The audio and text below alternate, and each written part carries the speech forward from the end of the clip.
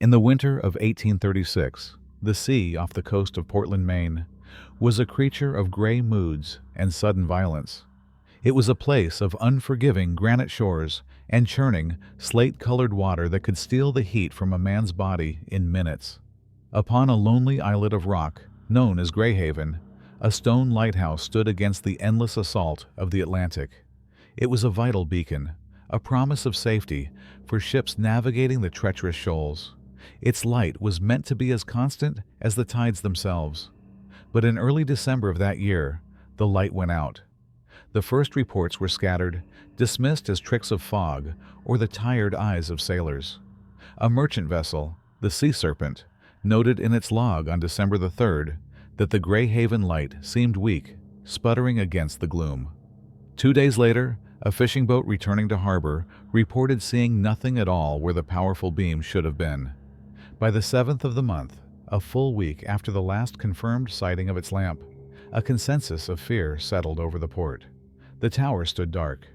The harbor master was a man named Elias Brewer, a captain of some 40 years whose face was a testament to a life spent squinting into sun and sea spray.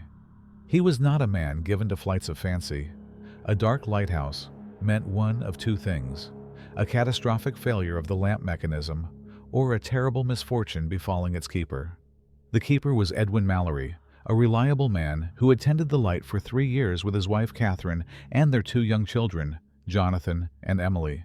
They were known to be a quiet, resilient family, well suited to the profound isolation of their post. On the morning of December the 9th, under a sky the color of lead, Captain Brewer assembled a small search party. He chose 4 men, all experienced sailors who knew the currents around Greyhaven. Their mood was somber as they loaded the launch. The wind was sharp, carrying the threat of snow, and the sea was restless. As they cast off, the silence among them was heavier than the damp, cold air. Every man knew the possible horrors that awaited them: a slip on the wet rocks, a sudden illness with no doctor to call, a fire, or worse, the simple, crushing madness that island isolation was known to breed. The journey to Greyhaven took nearly 2 hours. The islet rose from the sea like the jagged spine of some drowned beast. As they drew closer, the lighthouse resolved itself from the mist, a stark, pale column against the dark rock. There was no smoke rising from the chimney of the attached keeper's quarters. There was no sign of life on the narrow shore. The place looked not just empty, but abandoned, as if it had been uninhabited for a generation rather than a week. Brewer's deposition to the Port Authority, dated December the 21st, 1836, provides a clear, chilling account of what they found. The document itself, now held in the state archives, is written in a steady hand, but the formality of the language cannot entirely conceal the deep unease of its author. An excerpt from the deposition of Captain Elias Brewer reads, "Upon making our approach to the Greyhaven Islet, we observed no damage to the exterior of the lighthouse tower or the adjoining dwelling. The sea was high, but not dangerously so. We sounded our horn twice upon approach, but received no answer. The silence of the place was the first thing that struck me as unnatural. Even the gulls, which are ever present on those rocks, were absent. There was only the sound of the wind and the water breaking upon the shore." Mooring the boat was difficult. The small wooden jetty had been battered by a recent storm, and a thick layer of slick, black algae coated every surface. 2 of Brewer's men had to leap onto the rocks with the ropes, their boots slipping precariously close to the churning surf. Once ashore, the men stood for a long moment, staring up at the silent tower. The air was heavy with the smell of brine and cold stone. Brewer led the way, his hand resting on the hilt of a small utility knife at his belt, a habit born of caution. The main door to the keeper's house, a heavy oak construction meant to withstand Atlantic gales, was not locked. It was not even latched. It swung inward with a low groan at Brewer's touch, revealing the darkness within. A wave of cold, stagnant air washed over them. It was a profound, biting cold, the kind that settles into a place where no fire has burned for many days. The deposition continues. "I found the main entrance unbarred. This was the second unnatural thing. Keeper Mallory was a meticulous man. He understood the necessity of securing his post against the elements.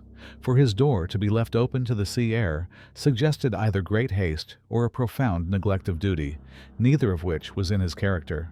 I ordered my men to proceed with caution and to touch nothing until we had assessed the situation. They stepped inside. The first room served as a kitchen and living area. It was here that the scene of quiet dread truly began to unfold.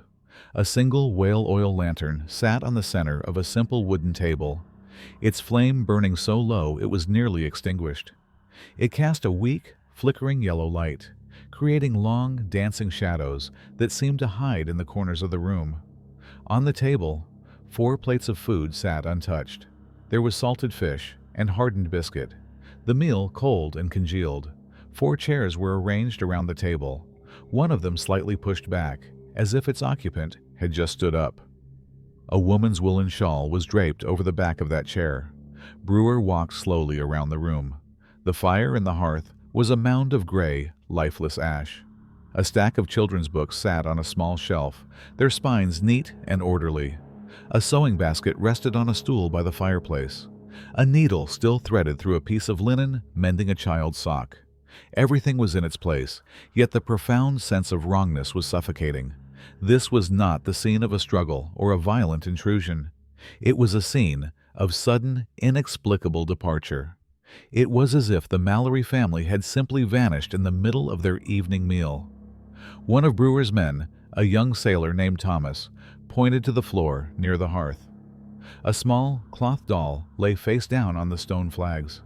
It was the kind of simple toy a child might carry everywhere, the kind they would never leave behind willingly. Brewer bent down and picked it up. It was cold to the touch. From his deposition, in the main living quarters, a meal for 4 was laid upon the table. The food had not been consumed. A lantern was lit, though its oil was nearly spent. I estimated from the state of the food and the cold in the hearth that the dwelling had been empty for no less than a week, and perhaps longer. There were no signs of a struggle. No furniture was overturned. Nothing was stolen. It was as if the family had been called away from their supper by some urgent matter and had simply failed to return. Brewer directed 2 men to search the upper levels of the living quarters while he and Thomas examined the rest of the ground floor. They found the larder, stocked with salted meats, barrels of flour, and casks of water. There were enough provisions to last through the winter. Whatever had happened to the Mallorys, it was not starvation. The storage rooms were tidy, the coils of rope and barrels of lamp oil all in their designated places. Edwin Mallory, it was clear, had been an excellent keeper.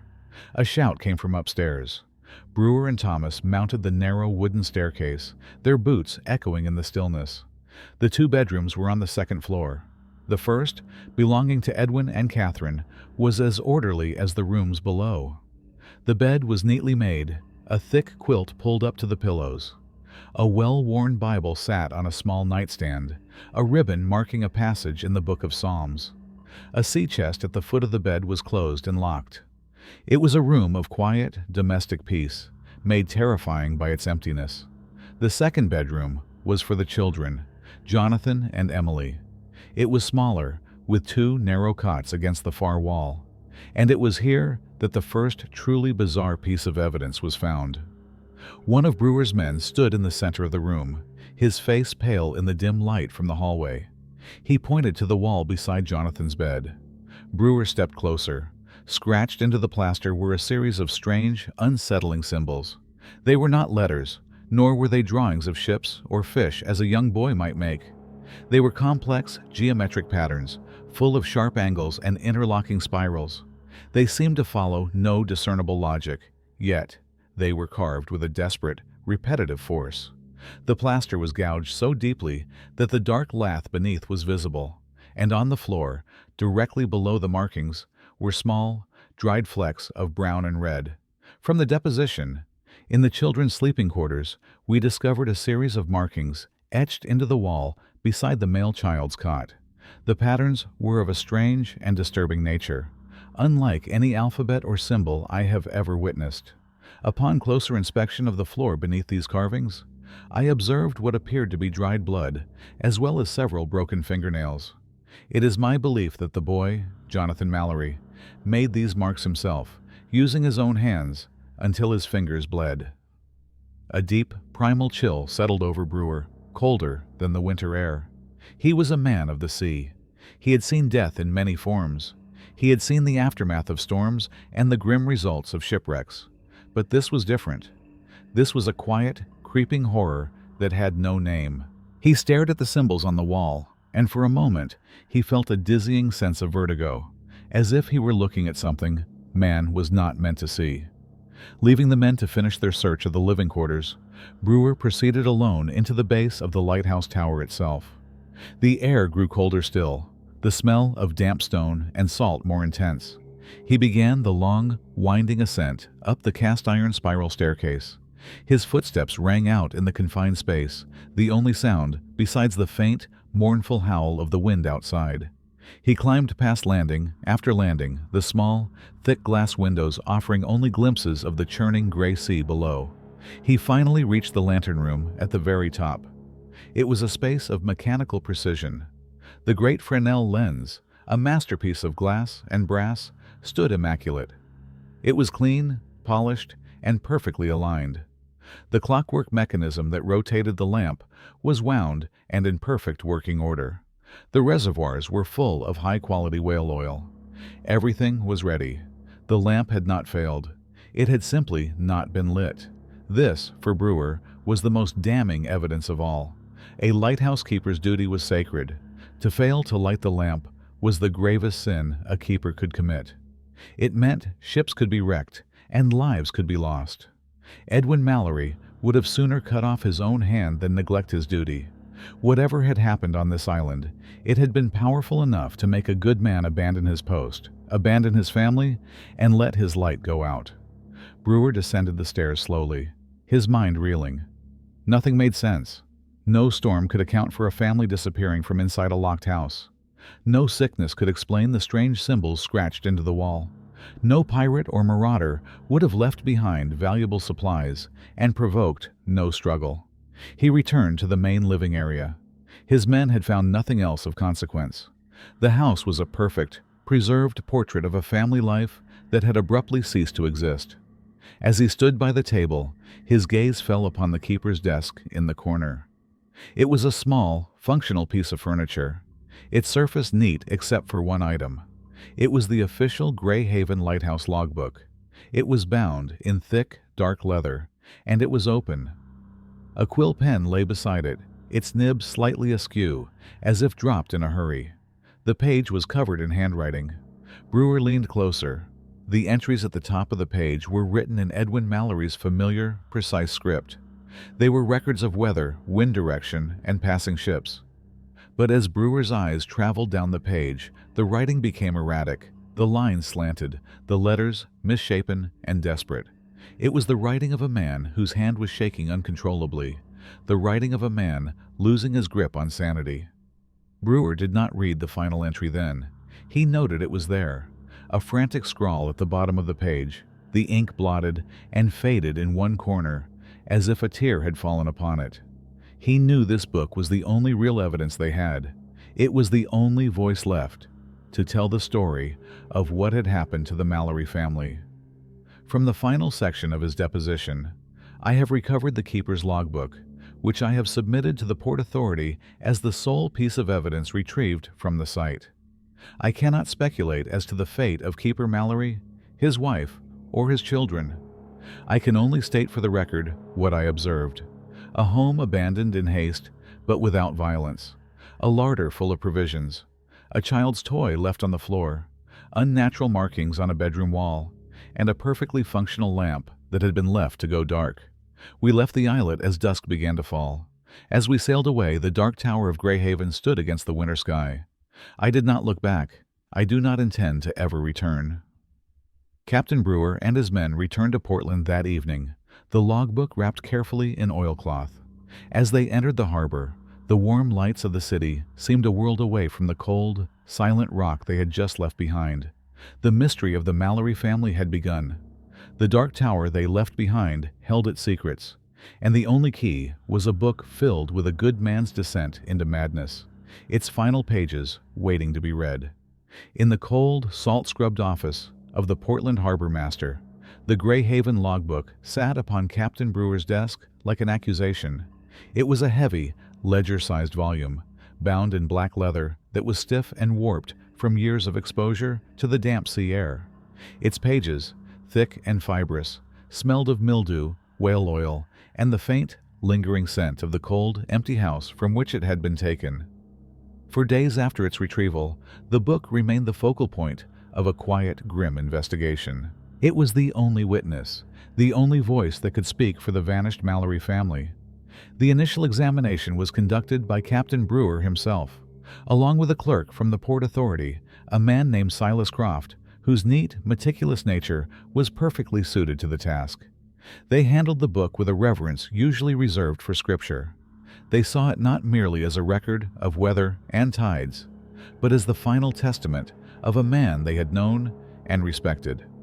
The early entries, dating from the late summer of 1836, were exactly what one would expect from a keeper like Edwin Mallory. His script was a model of clarity and economy. Each entry was a testament to his methodical mind and his dedication to his duty. An entry from September the 5th reads, "Wind southwesterly, 5 knots, sea calm, visibility clear to the horizon, polished the lens reflectors and trimmed all wicks, refilled main oil reservoir, all in good order. Sighted the schooner Good Fortune at midday, heading north. Catherine and the children gathered mussels on the low tide rocks. A peaceful day." The entries for September and most of October follow this same predictable, comforting rhythm. They paint a picture of a life that was isolated but not unhappy. Mallory notes the changing colors of the autumn sky, the successful mending of a sailcloth tarp, his son Jonathan's excitement at seeing a pod of whales, and his daughter Emily's delight in a new doll sewn by her mother. These were the chronicles of a family making a home in one of the loneliest places on earth. There is no hint of fear, no trace of the horror to come. The ink is a steady, confident black, the lines perfectly parallel. The first deviation from this routine appears on the 28th of October. It is subtle, easily missed by a casual reader, but to Brewer, who knew the sea and the men who worked it, the change in tone was unmistakable. The entry for that day begins as usual, with a report on the weather, a brewing storm from the northeast. But then a new observation is added, one that has nothing to do with the duties of a lighthouse keeper. October 28th. A peculiar sound from the surf tonight, even with the rising storm. Not the usual crash and roar of the waves against the rock. It is a lower, more resonant tone, a vibration almost. Felt it in the stones of the tower. I am certain it is merely the pressure of the deep water swells against the foundation of the islet. The sea has many voices, and a man in a place like this can begin to imagine things. He was already trying to explain it away. That, to Brewer, was the first sign of trouble. A sailor does not question the sounds of the sea unless the sounds themselves are questionable. For the next several days, there is no further mention of the sound. Mallory's entries return to descriptions of the storm, which was a fierce one, lashing Greyhaven with wind and rain for nearly 4 days. He writes of securing the shutters, of the comfort of the fire in the hearth, of his family safe inside while the Atlantic raged without. Then, on November the 3rd, after the storm has passed, the strangeness returns, but this time it is inside the house. November 3rd. The sea is calm again, but the air is heavy. Catherine has been restless these past few nights. I found her walking in the main room long after the children were asleep. She stood at the window facing the sea. She claimed she was listening to the quiet, but her expression was one I did not recognize. When I took her hand, it was as cold as winter stone. The isolation wears on her more than she admits. This entry is significant. The handwriting is still steady, but the subject matter has shifted from the external world of the lighthouse to the internal world of his family. Over the next week, his personal notes become more frequent, small asides tucked between reports of ship traffic and oil consumption. He writes of Catherine's silences, of her humming strange, tuneless melodies while mending clothes. He mentions that she has lost her appetite. By mid-November, the focus of his concern shifts to his son, Jonathan. November 14th. Jonathan has grown quiet. He no longer asks to help me with the lamp. He spends his hours at the northern window of the children's room, the one that looks out over the whispering shoals. He watches the water. Today I asked him what he was looking at. He said, "They are calling." I asked who was calling. He would not answer. He only pointed to the water. I saw nothing but the tide pulling at the kelp. The next day's entry contains the first mention of the scratches. November 15th. A terrible discovery. I found marks on the plaster wall beside Jonathan's bed. Deep, angry gouges. At first I thought he had found a piece of metal, but then I looked at his hands. His fingernails are torn, the tips raw and bloody. He made the marks himself. When I asked him why, he began to weep, but he would not say a word. Catherine held him, but even she could not soothe him. The symbols he scratched, they are like nothing I have ever seen. They seem to twist the eye when you look at them. Here, for the first time, Mallory's handwriting begins to falter.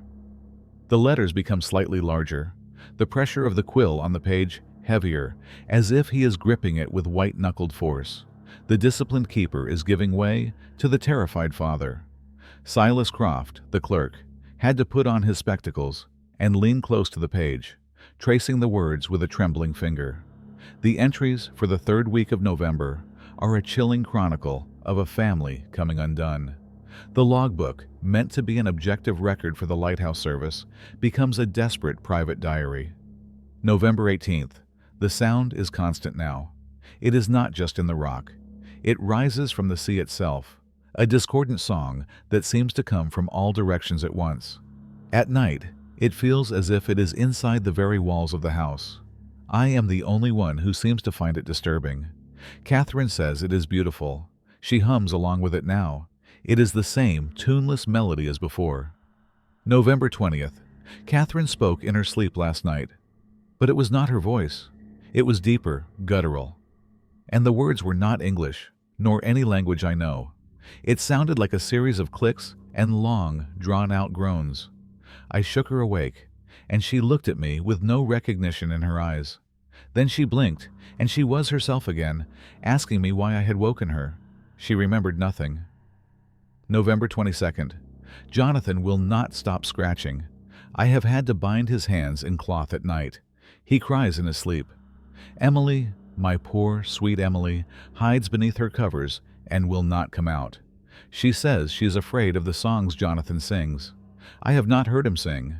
When I asked him, he said the songs were for the ones below.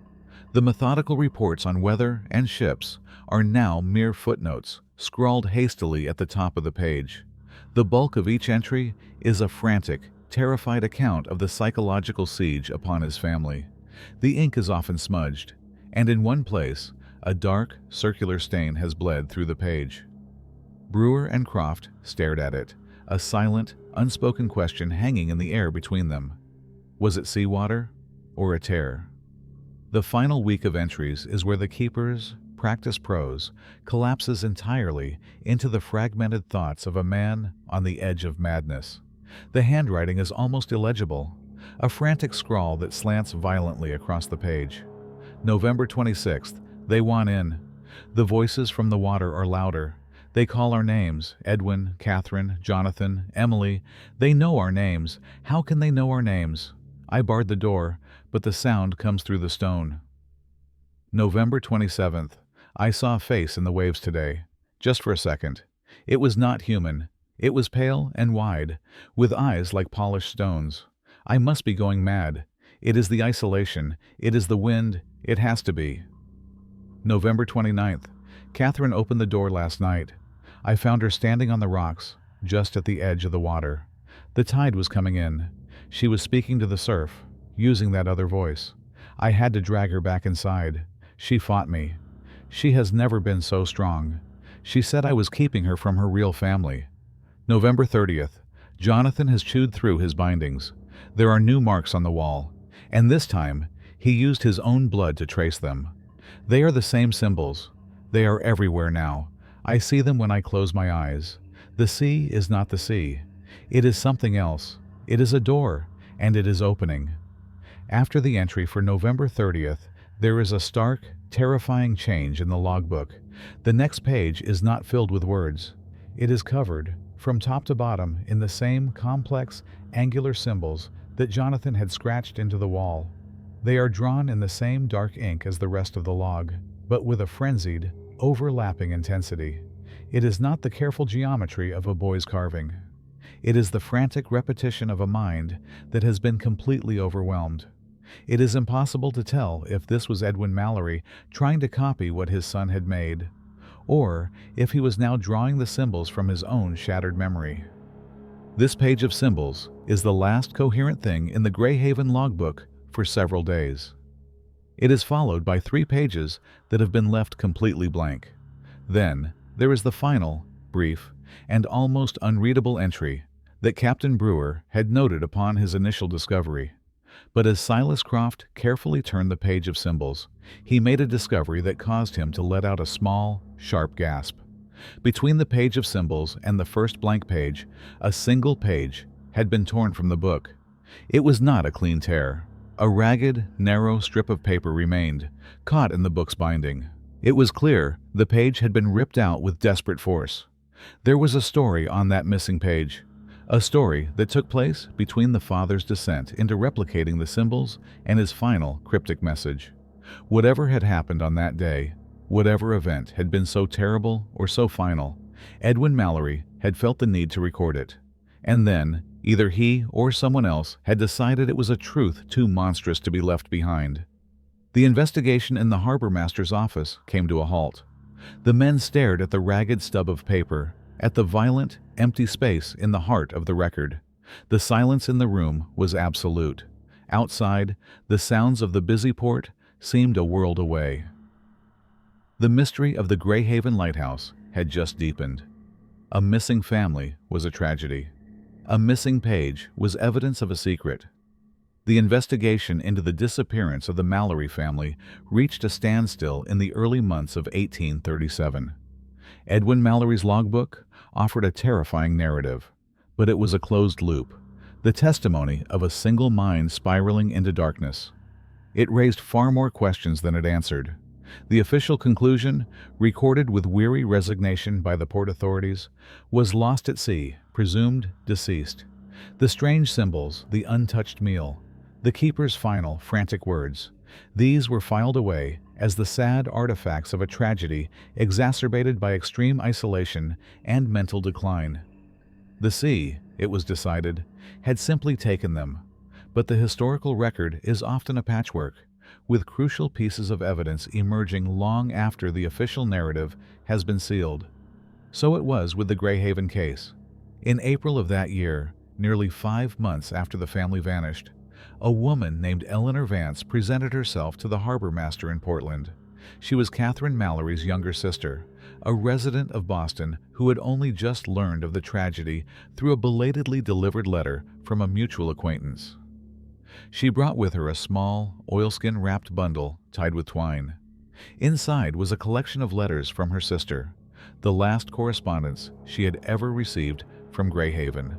The bundle was damp, and the letters within were tragically damaged. They had been sent with a supply boat captain who, waylaid by winter storms and personal matters, had failed to post them from the mainland for many weeks. By the time they reached Eleanor, the ink on many of the pages had bled, and dark water stains bloomed across Catherine's elegant script. These letters, though fragmented and incomplete, provide a second, more intimate narrative of the final months at the lighthouse. They are a wife's testimony, a mother's fears, and they do not speak of madness.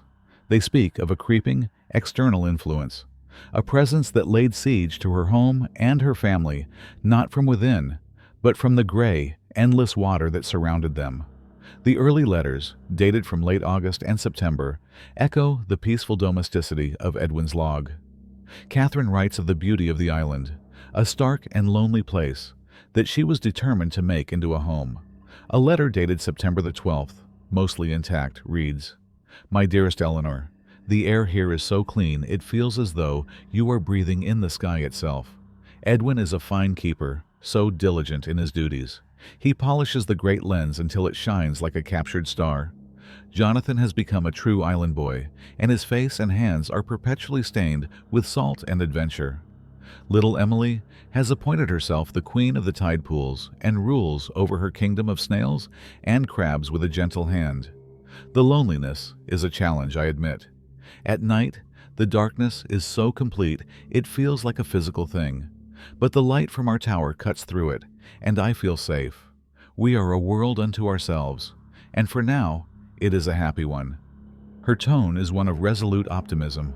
She describes teaching the children their letters, mending Edwin's heavy wool coats, and the simple joy of watching the ships pass on the horizon, imagining the lives of those aboard.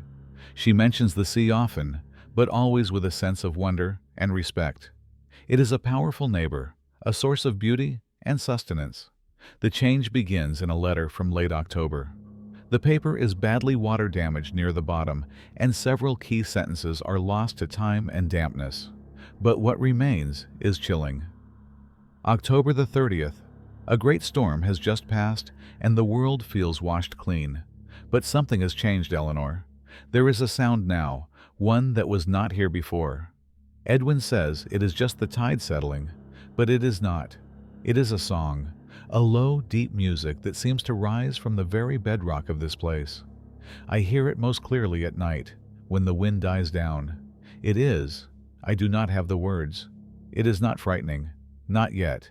It is compelling. It makes me feel a strange sort of sadness, a longing for something I cannot name.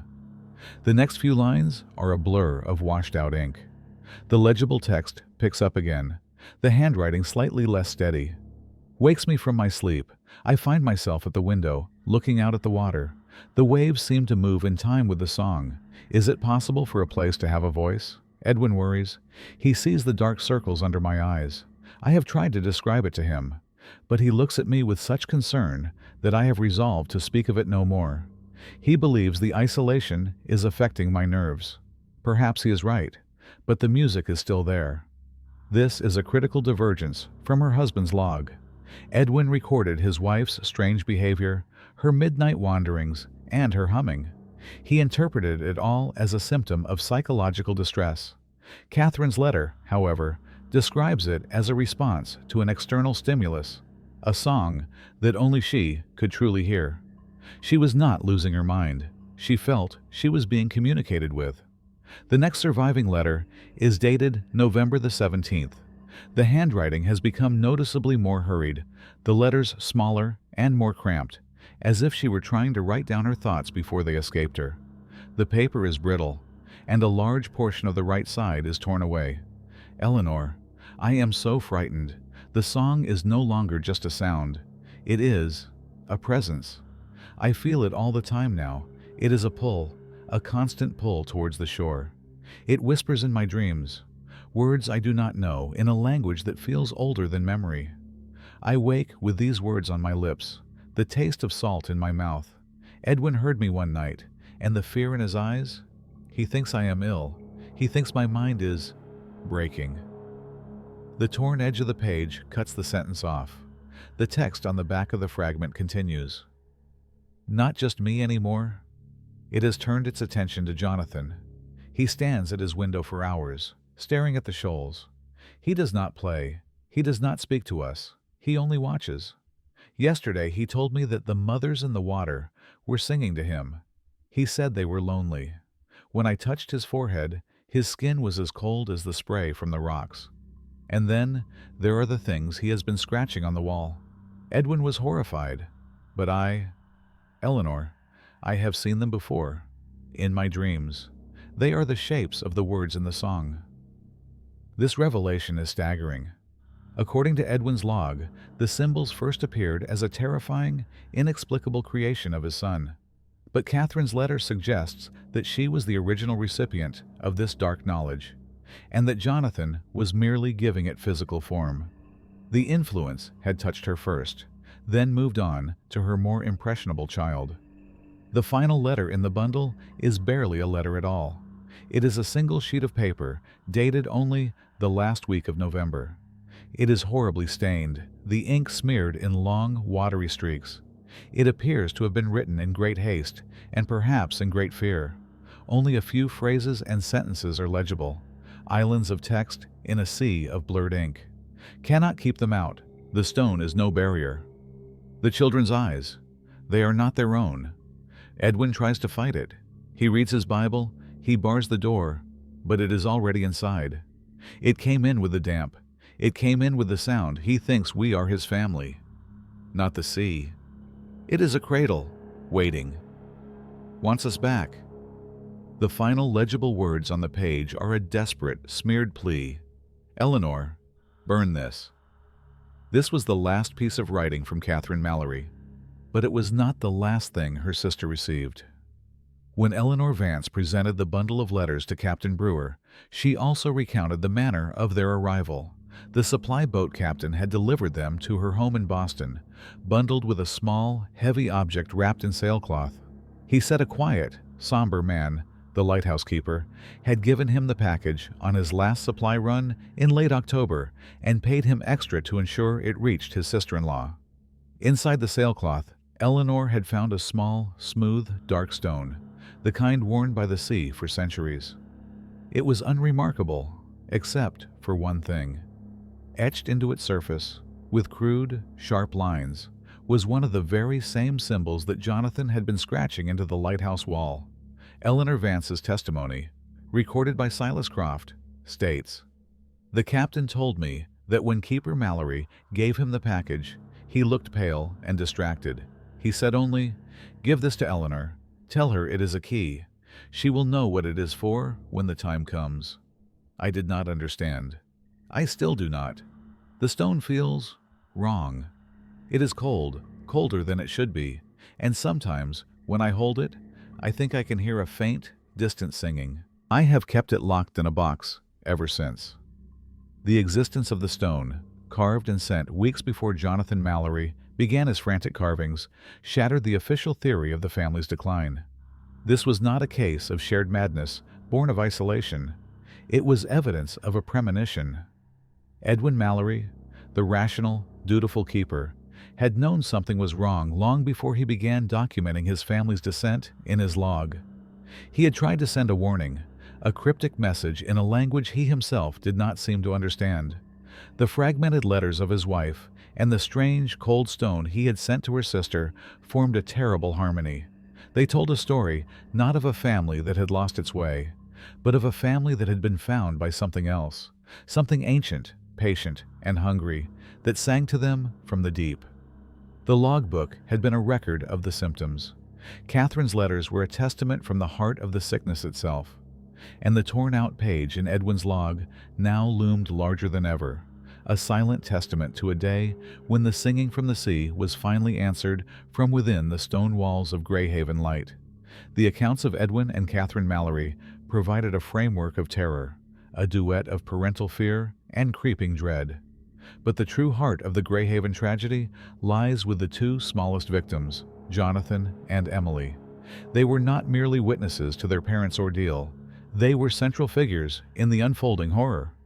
To understand what happened at the lighthouse, one must look past the adult narratives and into the silent spaces where the children's experiences reside. The evidence is scarce, found not in coherent letters or detailed logs, but in the margins of official records, the fragmented memories of peripheral observers, and the stark, physical evidence left behind in their empty bedroom. Jonathan Mallory was 9 years old in 1836.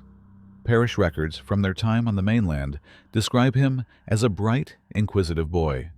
A letter from his former schoolteacher, included in the initial investigation file, calls him a sensitive and imaginative child with a talent for drawing and a keen interest in the natural world. He was, by all accounts, a normal boy, perhaps a bit quieter than his peers, but in no way troubled. Emily Mallory was 6. The same parish records note her baptism and little else. She exists primarily in her parents' writings, a happy child, content with her dolls and the imaginary kingdoms she built in the tide pools. She was the light of the small family, a source of simple, uncomplicated joy. The last people to see the entire Mallory family alive and seemingly well were the crew of the supply boat Osprey, which made its final delivery of the season on October the 27th, 1836. The captain, a man named Jacob Foster, gave a brief deposition to the port authorities in January, after word of the family's disappearance had become common knowledge along the coast. His testimony was considered unremarkable at the time, but viewed through the lens of the parents' writings, it takes on a darker significance. An excerpt from the deposition of Jacob Foster reads, "We made landfall at Greyhaven near midday. The weather was turning. A storm was coming in from the northeast. Keeper Mallory was there to meet us, same as always. He was a steady man.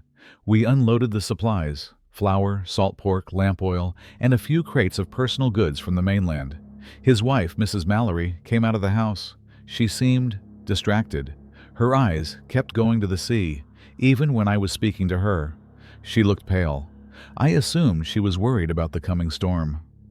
Foster's description of Catherine aligns perfectly with the timing of her first letters about the strange song from the water. On the very day she was beginning to feel its pull, a visitor saw her as distracted and pale. But it is his description of the children that is most haunting. The deposition continues. The children were there, too. The little girl, Emily, she stayed close to her mother, holding onto her skirt. She did not say a word the entire time we were there, which was unusual. She was normally a very cheerful child who would ask us questions about our journey.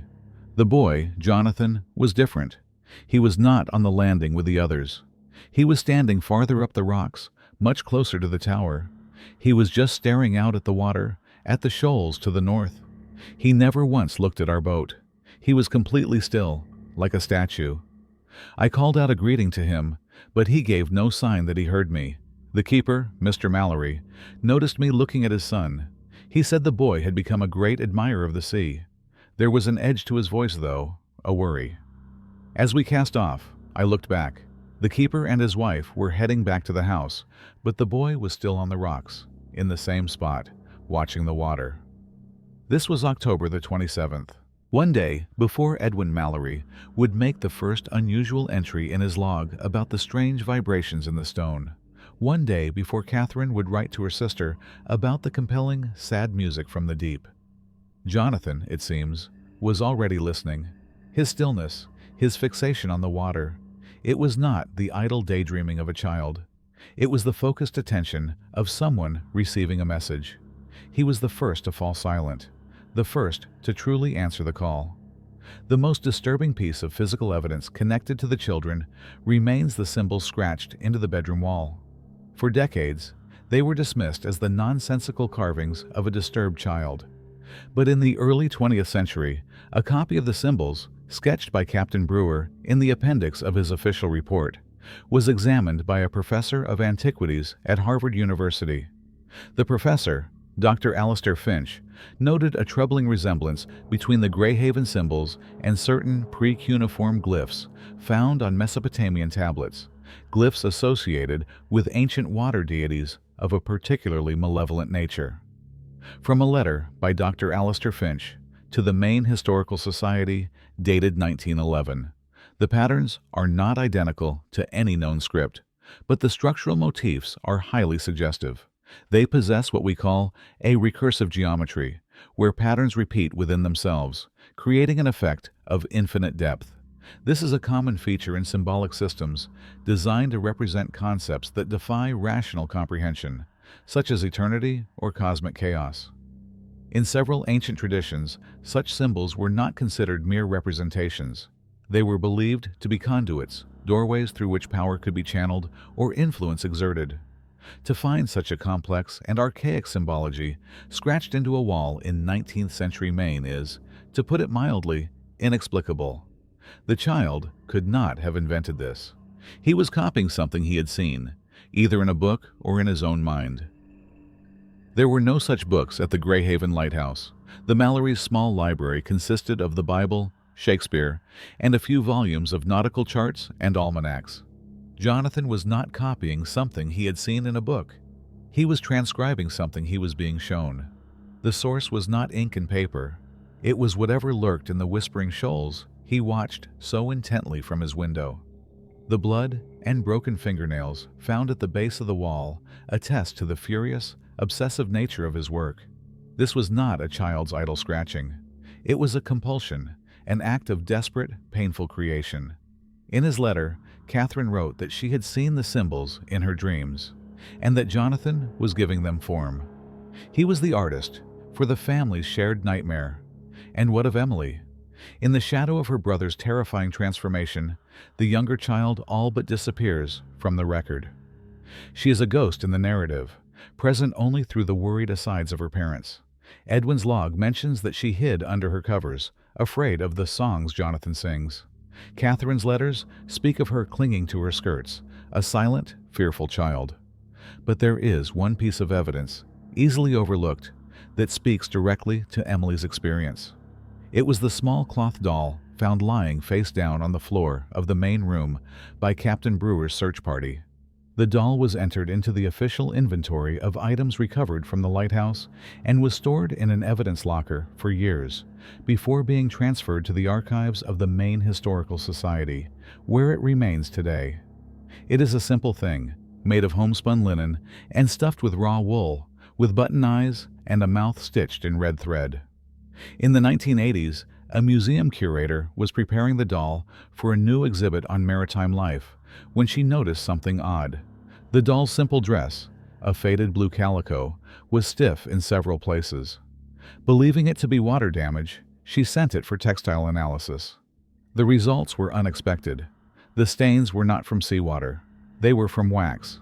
Specifically, the high-grade paraffin wax used to seal larder jars and weatherproof canvas. Furthermore, a microscopic analysis of the doll's head, near the button eyes and stitched mouth, revealed tiny, embedded particles of the same wax. The implication was as simple as it was horrifying. Someone, most likely Emily herself, had taken warm, soft wax and carefully sealed the doll's eyes and mouth. She was silencing her tiny companion, blinding it to what she was seeing and making it unable to speak of what she was hearing. It was the act of a terrified child trying to protect her one confidant from the encroaching horror that had consumed her family. She was creating a small zone of deafness and blindness in a world that had become too terrible to see or hear. This small, desperate act gives us our only glimpse into Emily's mind. While her brother was actively engaging with the presence, carving its language into the walls, Emily was trying to block it out. Her fear was not passive, it was active. She was fighting back in the only way a 6-year-old girl could. The untouched meal on the table becomes even more poignant in this light. The family did not just vanish. They were in the midst of a battle. Edwin was fighting with his faith and his reason. Catherine was fighting the pull of the song. Jonathan was succumbing, becoming a scribe for the darkness. And Emily, with her doll and her wax, was trying to build a fortress of silence. The final question, then, is what became of them? The official theory holds that they were swept away by a wave. But no bodies were ever recovered, despite the extensive currents in the area which usually return the drowned to shore. And it does not explain the state of the house, the unlatched door, the burning lantern. A more disturbing clue comes, once again, from the physical state of the children's bedroom. Captain Brewer's report notes the scratches on the wall and the blood on the floor. But an addendum to his report, written a week later after a follow-up interview, adds another detail he had initially considered unimportant. From the addendum to the report of Captain Elias Brewer. In response to further questioning, I wish to clarify the state of the children's sleeping quarters. There were 2 cots in the room. The one belonging to the girl, Emily, was undisturbed. The bedding was neat. The cot belonging to the boy, Jonathan, was in a state of disarray. The blankets were thrown to the floor. But most strangely, the mattress, which was a simple sack filled with straw, had been torn open at the foot of the bed. A great deal of the straw had been pulled out and scattered across the floorboards. At the time, I assumed this was simply part of the boy's general state of agitation. I did not consider it significant. But what if it was significant? Why would a boy in a state of terror or mania methodically empty his mattress onto the floor? It is an act with no obvious purpose, unless, of course, he was looking for something. Or, more disturbingly, unless he was trying to hide something. Years later, a local legend would arise among the fishermen of the coast. They claimed that the Mallory children had not been taken by the sea. They said that the sea had come for them, that something had risen from the Whispering Shoals, something that could pass through stone and wood, and had hidden itself in the straw of a child's bed, waiting for the family to gather for their final meal. This is, of course, folklore. There is no evidence for it, but it resonates with the final, terrible pieces of the puzzle. The open door, the meal uneaten, the family gone. The children of Greyhaven were not just victims of this tragedy. They were its epicenter. One was a prophet, the other a silent resistor, and their empty room, with its scarred walls and violated mattress, remains the most powerful and disturbing testimony to the last, unimaginable days of the Mallory family. To understand the fate of the Mallory family, it is not enough to examine their final, desperate writings. One must also look to the history of the rock upon which they lived and died.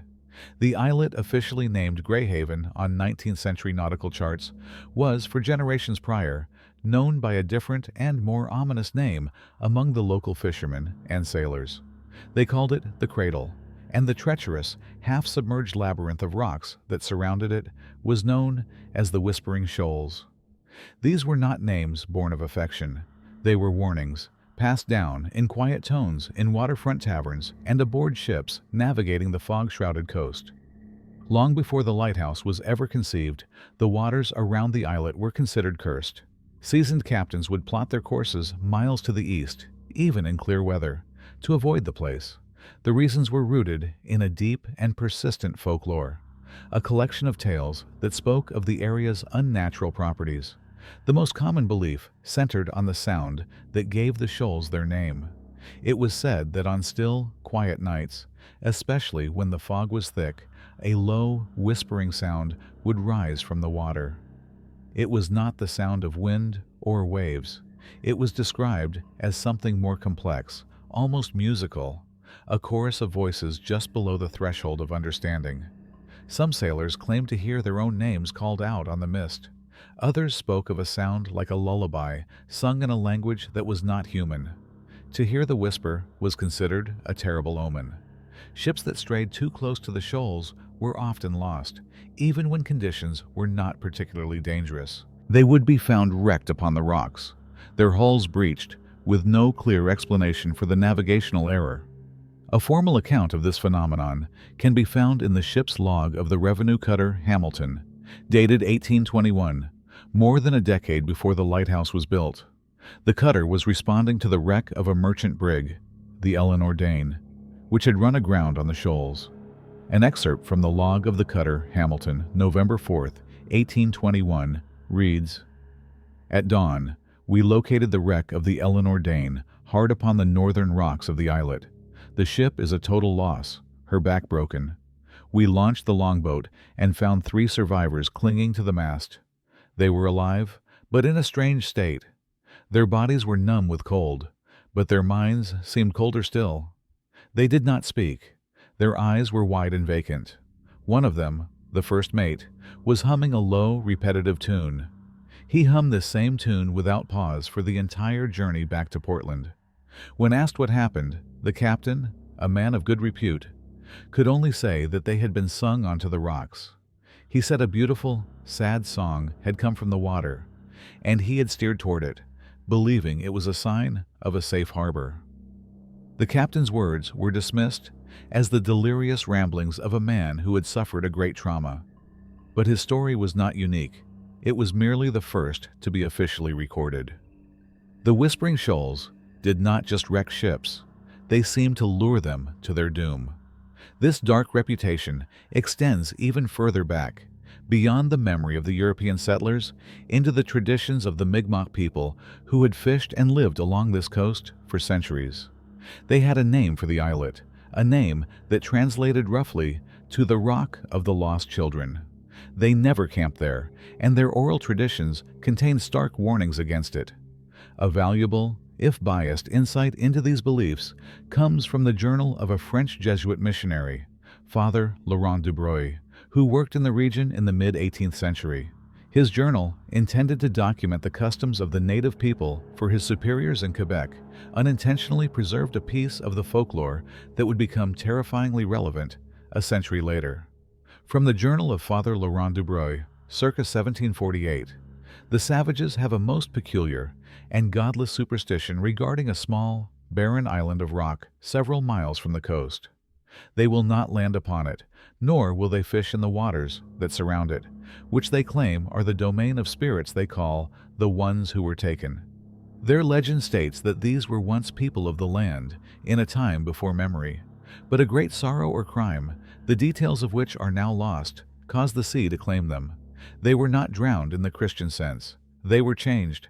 They were reshaped by the cold and the dark and the immense pressure of the deep water. They lost their legs, their arms, their voices as we know them. Father Laurent's account continues, his tone a mixture of fascination and pious disapproval.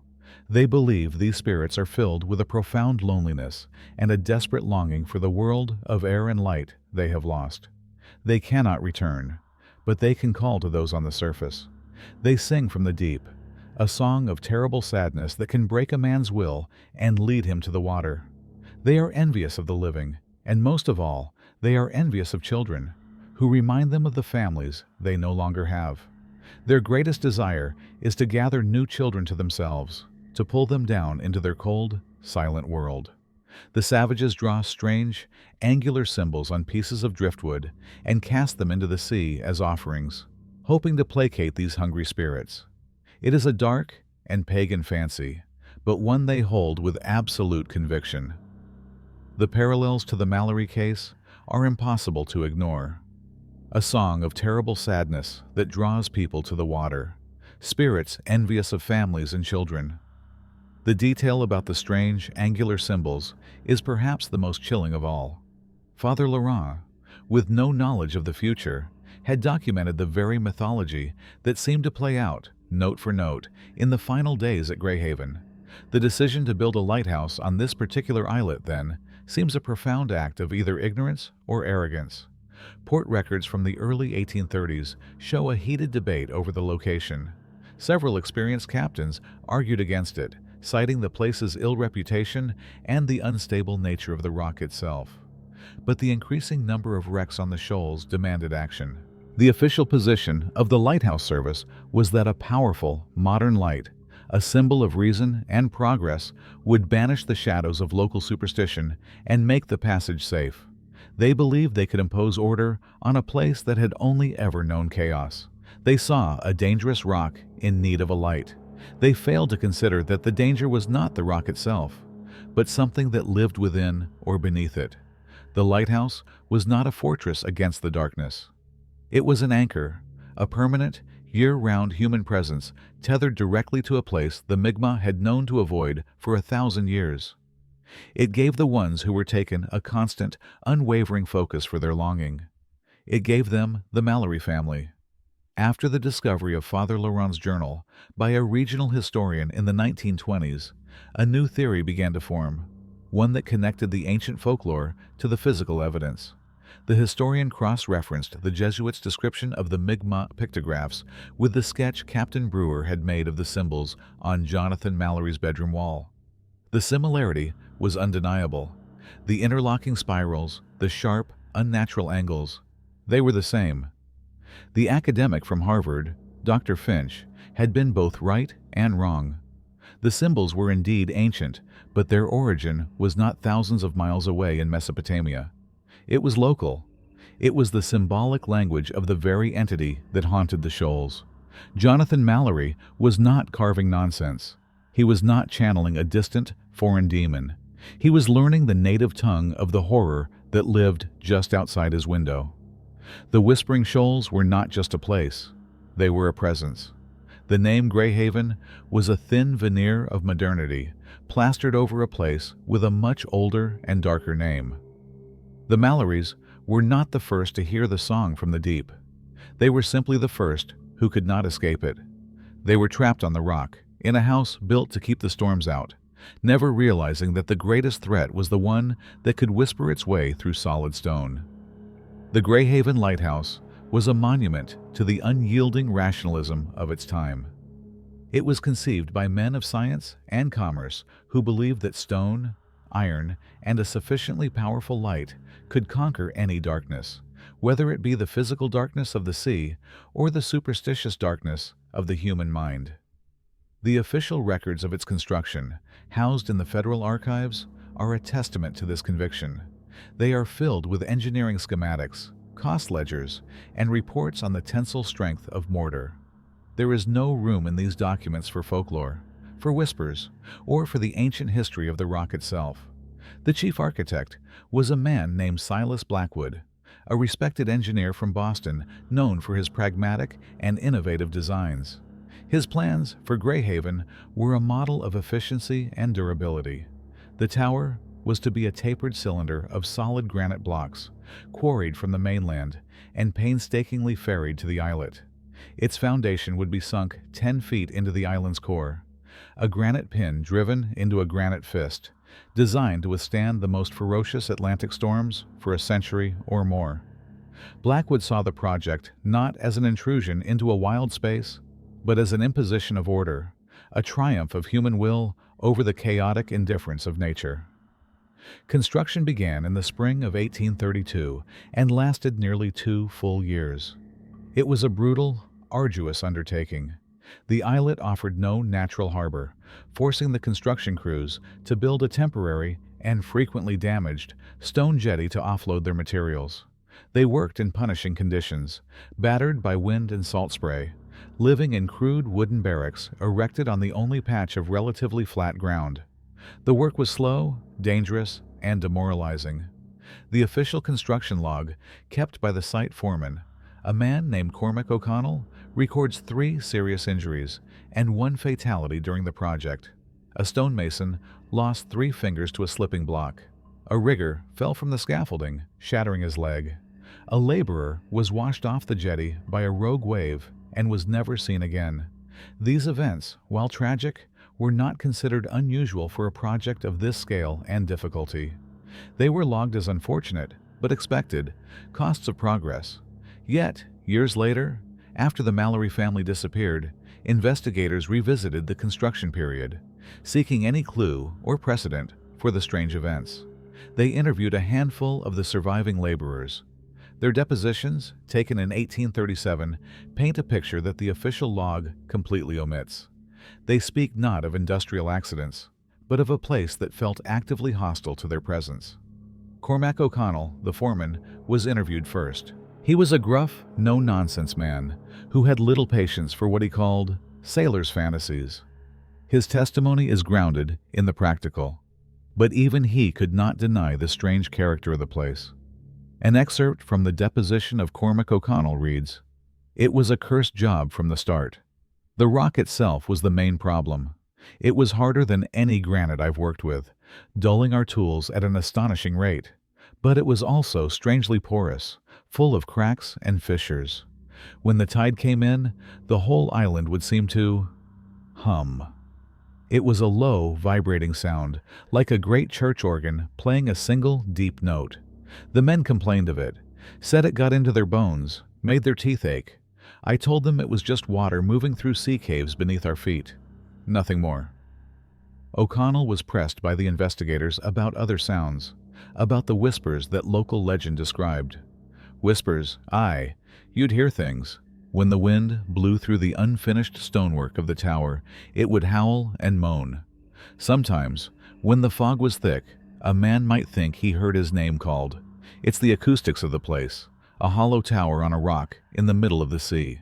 It plays tricks on the ear. The men were spooked, that's all. They were isolated, working hard, and they let the old stories get into their heads. I had to send 2 men back to the mainland for fighting. They were at each other's throats over nothing. Their nerves were just worn raw by the constant noise and the loneliness. O'Connell's account is one of rational explanations for unnerving phenomena, but the testimony of another builder, a stonemason named Finian Hale, offers a far more disturbing perspective. Hale was a quiet religious man who had worked on the tower for the first year of its construction. He quit the job abruptly in the summer of 1833, forfeiting a significant portion of his pay. He was reluctant to speak of his experiences, and his deposition is filled with long, tense pauses. From the deposition of Finian Hale: "It was not the wind. I have worked in high places my whole life. I know the sounds the wind makes. This was different. It was a voice, many voices. They came from the stone. When you laid your hands on the blocks we were setting, you could feel them, a vibration. And in that vibration, there were words. Not clear words, not English.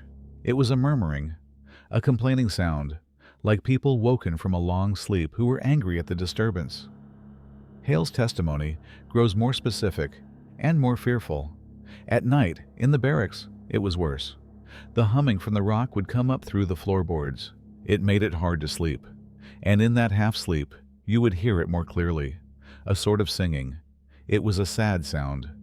It made you feel a profound sense of loss, a grief for something you couldn't remember. Men would wake up weeping and not know why. Cormac said it was bad drink and exhaustion. It was not. It was the island. It was grieving, and it was making us grieve with it. The investigators asked Hale why he ultimately left the project. His answer was quiet and firm. "One evening, near dusk, I was working alone on the upper course of the tower. I dropped a trowel. It fell to the rocks below. I leaned over the edge to see where it had gone, and the humming stopped. For the first time in a year, there was total silence, and in that silence, a single, clear voice spoke right beside my ear. It was a woman's voice. It said my name, Finian. There was no one there. I was 60 feet in the air. I nearly fell from the shock. I packed my tools that night and took the next boat back to shore. I told Cormac my mother was ill. I did not have a mother. She had been dead for 10 years. I would rather die a liar than spend another night on that rock. The place is not empty. It is full of a cold, sad hunger." Hale's testimony was dismissed at the time as the product of a superstitious mind. But decades later, in the light of modern acoustic science, a new and chilling theory emerged. In the 1950s, a marine geology survey of the coastline mapped the seabed around the former lighthouse site. They discovered that the islet of Greyhaven was not a solid piece of rock. It was the exposed peak of a much larger, deeply eroded volcanic cone, honeycombed with a vast and complex network of underwater caves and tunnels. An acoustic engineer studying these maps proposed a startling hypothesis.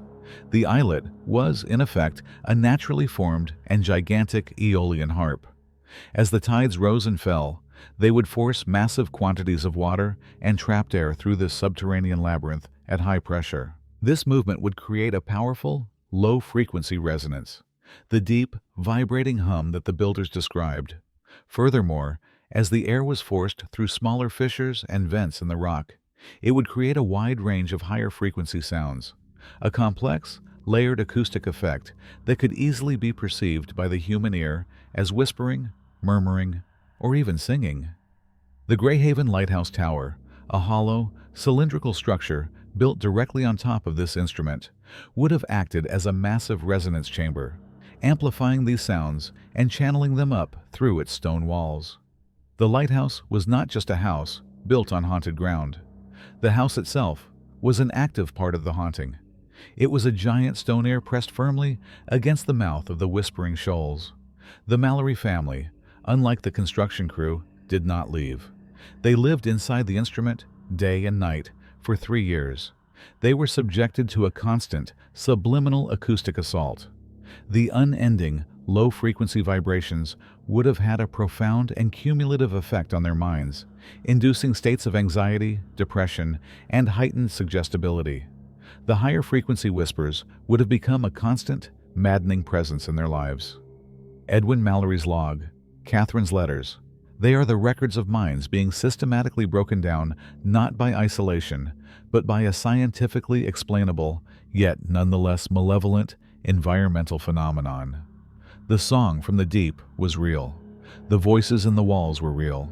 The lighthouse that was built to be a beacon of clarity had instead become a machine for generating madness, perfectly designed to tune its inhabitants to the terrible frequency of the rock's ancient sorrow. The final, horrifying piece of this puzzle was discovered by a researcher in the Boston Architectural Archives in 1974.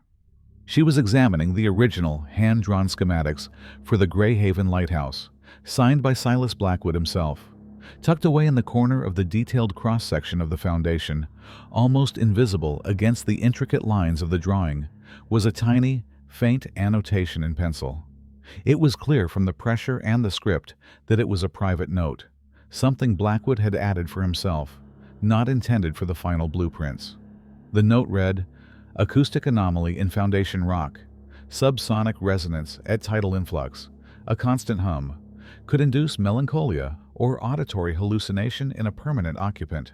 The rock itself seems to moan." Silas Blackwood, the man of reason and science, had known. He had recognized the danger, not as a supernatural curse, but as a tangible, physical threat to the sanity of any future keeper. He had noted it, and then he, or someone after him, had chosen to ignore it. The warning was buried, and the Mallory family was sent to live in a house that was designed to listen to the whispers of the sea.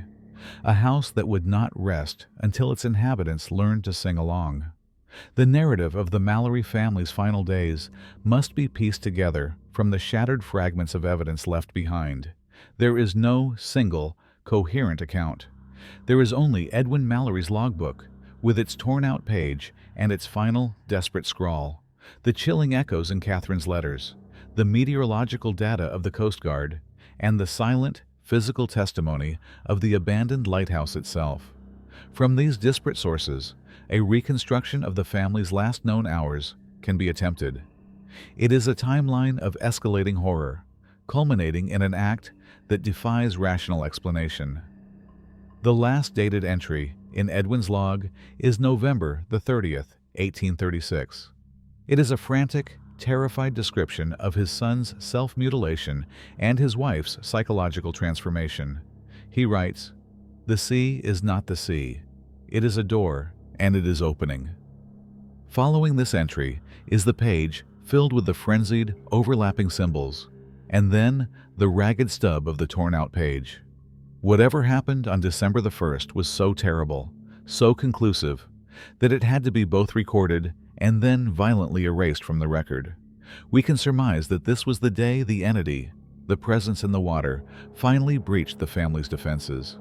It had been whispering through the stones, singing in their dreams, and turning their children into its conduits. The events of December the 1st were likely the culmination of this siege. Perhaps this was the day Catherine, as described in her last letter, fully embraced the call, no longer fighting the other voice inside her. Perhaps this was the day Jonathan's silent communion with the water became a physical invitation. The torn page represents a moment of unbearable truth, an event so monstrous that Edwin recorded it in a final act of dutiful record-keeping, only to then realize that such a truth could not be allowed to exist on paper. Following the missing page are 3 blank pages. 3 days of silence, December the 2nd, 3rd, and 4th. What happened on these days? Did Edwin Mallory simply stop writing, his will to document finally broken? Or did nothing happen? Was it a period of quiet, unnerving calm after the storm of December the 1st? This is perhaps the more terrifying possibility. A silence in which the family waited, transformed, and resigned for a final signal. During this period, on December the 3rd, the merchant vessel Sea Serpent passed Greyhaven and noted in its log that the light seemed weak, as if sputtering. This is a crucial detail. It suggests that Edwin was still performing his duties, but just barely. His focus was fractured. The light, the symbol of his reason and his responsibility to the outside world, was failing. He was still alive, still inside the tower, but his grip was slipping. The final entry in the Greyhaven logbook has no date. It is scrawled at the very top of a fresh page, after the 3 blank ones. It is written in a hand so shaky and degraded that it is barely recognizable as Edwin Mallory's.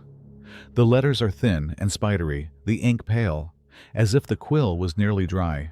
It is a single, cryptic sentence. The sentence reads, "The sea is not the sea. It wants us back." For years, this was believed to be the end of the message. But in the 1990s, a forensic document analyst subjected a high-resolution photograph of the page to digital enhancement. The process revealed fainter markings on the page, indentations made by the quill when there was no ink left on its nib. The analyst was able to reconstruct 3 additional words, scratched into the paper after the ink ran out. The full final entry, as we now understand it, reads, "The sea is not the sea. It wants us back. My own dear. My own dear." It is a phrase of profound, heartbreaking affection. It is not the raving of a madman. It is the lament of a husband and a father. It transforms the sentence from a statement of cosmic horror into a personal surrender. He is not just describing a malevolent force. He is describing the loss of his family to it. They have been claimed, and he, in his final moment of clarity, is acknowledging his defeat. My own dear refers to Catherine, to Jonathan, to Emily. They are no longer his. They belong to the sea. So, what happened on that final night, likely December the 4th or 5th? We can reconstruct a possible sequence of events. The family gathers for their evening meal. The plates are laid. The food is served. The single lantern on the table is lit against the gathering dusk. But they do not eat. Something interrupts them. It is not a sound from outside anymore. It is a command from within. Catherine stands up from the table, her chair scraping against the stone floor. Her shawl slips from her shoulders. Her face is calm, her eyes distant, fixed on the door that leads out into the cold night. She is humming her tuneless, discordant melody. Jonathan rises with her, his movements stiff and unnatural. His bandaged hands hang at his sides. He, too, is listening to a music no one else can hear. Little Emily, her doll left forgotten on the floor, takes her mother's hand. She is no longer fighting. There is no more wax to seal the eyes and ears of the world. She has surrendered. Edwin Mallory watches them. He is the last bastion of the old world, the world of reason and family and love. He sees his wife and children not as the people who he knows, but as vessels for something alien and ancient. The fight has gone out of him. The biblical verses he clung to have offered no protection. The barred door has proven useless against a threat that travels on sound and whispers through stone. He does not try to stop them. He knows it is useless. Catherine walks to the heavy oak door and unlatches it. A wave of cold, briny air fills the room, causing the lantern on the table to flicker. She does not look back. She steps out into the darkness, leading her children towards the sound of the surf, towards the whispering shoals, towards their new family. Edwin remains at the table. For a long moment, there is only the sound of the wind and the sea, and the terrible, echoing silence in the house. He is now truly alone. He walks to his desk, to the logbook, the final repository of his identity as a keeper and a man. He picks up the quill. His hand is trembling so violently he can barely form the letters. He dips the quill in the inkwell and writes his final, terrible truth. The sea is not the sea. It wants us back. The ink runs dry, but his grief, his love, his final act of naming the lost compels him to scratch the last 3 words into the page. My own dear. Then he puts down the quill. His duty is done. The record is complete. What does he do next? The state of the lighthouse gives us our final, chilling clue. He does not blow out the lantern on the table. He leaves it burning, a small, weak beacon in an empty house, a sign for the outside world that something has gone terribly wrong. Then he walks to the base of the tower and begins to climb the winding iron staircase. He ascends through the darkness, his footsteps echoing in the hollow cylinder.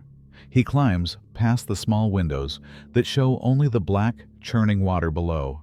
He does not stop until he reaches the lamp room at the very top. The great Fresnel lens stands before him, a giant, multifaceted eye waiting for its fire. The mechanism is wound, the oil reservoirs are full. All it needs is a lit match.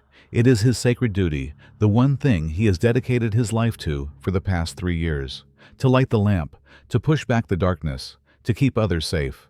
And he does not do it. This final act of inaction is perhaps the most horrifying part of the entire tragedy. Edwin Mallory, the dutiful keeper, chooses to let his light go out. Why? Was it an act of ultimate despair? A final admission that no light could possibly stand against such a darkness? Or was it something else? Was it an act of allegiance? By letting the light go dark, he is no longer warning ships away from the shoals. He is inviting them in. He is siding with the entity that has taken his family. He has surrendered not just his life, but his very soul. He has become a keeper of a different kind of light now, the dark, hungry light of the sea itself. He does not return to the house. He does not throw himself from the rocks. The evidence suggests a simpler and far more terrifying departure. After leaving the lamp room in darkness, he descends the stairs, walks out the unlatched door, and follows his family down to the water's edge. He does not enter the water to drown. He enters the water to go home. He walks into the cold, gray embrace of the Atlantic, not as a man committing suicide, but as a man accepting an invitation, rejoining the family that has gone on before him. The sea did not take them in a storm. They gave themselves to it, willingly, one by one, leaving behind only an empty house, a cold meal, and a book filled with the story of their terrible, methodical seduction. In the spring of 1837, the United States Lighthouse Service officially decommissioned the Greyhaven Light. It had been operational for less than 4 years. The official report cited the extreme difficulty of manning such an isolated and hazardous post, but the truth was far simpler. No one would take the job. The story of the Mallory family had spread like a fever along the coast, a dark piece of folklore whispered in taverns and sailors' messes from Portland to Boston. Keepers with families refused to even consider the post, and single men, who might have otherwise been tempted by the good pay, would just shake their heads and say that some rocks were best left to the sea. The Greyhaven Lighthouse was an acknowledged failure, an emblem of a horror that no amount of official paperwork could erase. A salvage crew was sent in the summer of that year to retrieve the expensive Fresnel lens and the clockwork mechanism. They were a grim, silent crew who worked quickly and spoke only when necessary. Their log from the 2-day operation is brief, but it contains one telling entry. The captain notes that his men refused to remain on the islet after dark, choosing instead to sleep on the cramped deck of their boat anchored 100 yards offshore, despite a heavy swell. He writes that they were spooked by a persistent and unsettling hum that seemed to rise from the very stones of the island as the sun went down. For the next several decades, the tower stood empty, a hollow stone sentinel against the sky. Its windows were smashed by winter storms, its iron door rusted from its hinges, and its granite walls became streaked with green and black lichen. The sea, which had claimed the family, now began the slow, patient work of claiming the house they had left behind. In 1872, a great winter hurricane, the same one that sank 2 whaling ships off Nantucket, finally broke the tower's spine. The entire lantern room and the top 30 feet of the structure were torn away and cast into the churning water below. What remained was a jagged, ruined stump, a monument to a forgotten tragedy. But the story did not die. It simply went quiet, retreating into the realm of local legend. Sailors navigating the coast on moonless nights swore they could still see a light at Greyhaven. It was not the powerful, sweeping beam of a Fresnel lens. It was a small, weak, flickering light, like a single candle or a child's hand lantern, appearing for a moment in a window that no longer existed, then vanishing into the darkness.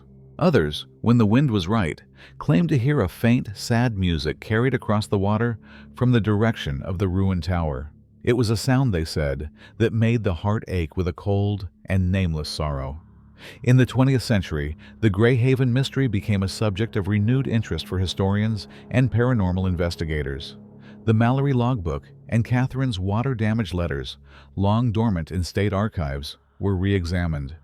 The story was no longer just folklore. It was a historical case study, a puzzle of madness, isolation, and unexplained phenomena. Several attempts were made to conduct serious archaeological and geological surveys of the site. None were successful. A team from a New England university planned a comprehensive excavation of the lighthouse foundation in 1958. Their expedition was plagued by a series of bizarre and unfortunate events. A sudden, unseasonable storm damaged their boat on the journey out. Their sensitive measuring equipment malfunctioned without explanation. 2 members of the team became violently ill with a fever that vanished the moment they returned to the mainland. They abandoned the project after only 3 days, their official report citing unforeseen logistical and environmental challenges. In the 1980s, with the advent of more sophisticated technology, a marine research vessel attempted to create a detailed sonar map of the seabed and the cave systems beneath the islet. The data they collected only deepened the mystery. They confirmed the existence of a vast, labyrinthine network of underwater tunnels, providing a scientific basis for the strange acoustics reported by the lighthouse builders. But the sonar also returned a series of anomalies for which the scientists had no explanation. In certain deep pockets directly beneath the islet's foundation, the sonar signals did not bounce back. They were simply absorbed. These acoustic dead zones were like holes in the soundscape, places of absolute, unnatural silence. Furthermore, the ship's sensitive hydrophones, designed to record the sounds of marine life, picked up a persistent, low-frequency signal emanating from the area. It was not the song of any known whale or the geological hum of shifting rock. It was a complex, layered signal with a strange, repeating mathematical pattern. In their final report, the lead oceanographer wrote, with what seems to be a profound sense of scientific unease, that the signal was structurally indistinguishable from a crude and highly distorted form of communication. Today, the artifacts of the Mallory family reside in a climate-controlled vault in the Maine State Archives. The logbook sits in a sealed case, its final, desperate entry a permanent, silent scream. Catherine's letters are preserved under glass, her faded words a testament to a mother's terror. And in a small, separate box rests the smooth, dark stone that Edwin sent to Eleanor Vance, the stone etched with a strange, angular symbol. Curators who have handled the box have sometimes reported a sudden, inexplicable drop in the room's temperature, or the feeling of a profound and overwhelming sadness that passes as quickly as it comes. It is still called the key, though no one knows what lock it might open. The ruins of the lighthouse are now barely visible from the sea, just a few jagged teeth of granite rising from the waves. The island is a designated bird sanctuary, though sailors note that the gulls and terns seem to avoid the place, preferring to nest on the surrounding rocks. The water is still cold, the fog is still thick, and the old stories are still told. The mystery of what truly happened to the Mallory family is no closer to being solved now than it was in 1836. Perhaps there is no solution to be found. Perhaps it is not a story with an ending. The official record will forever state that they were lost at sea. But the other records, the whispers and the warnings, the sonar maps and the cold spots in the archives, suggest something else. They suggest that the Mallory family was not lost at all. They were found, they were called, and they answered. And the light that sailors sometimes see is not a memory of the tower that once stood. It is a sign that the house is still occupied. For in the cold, silent deep off Greyhaven, a family is a thing that can grow.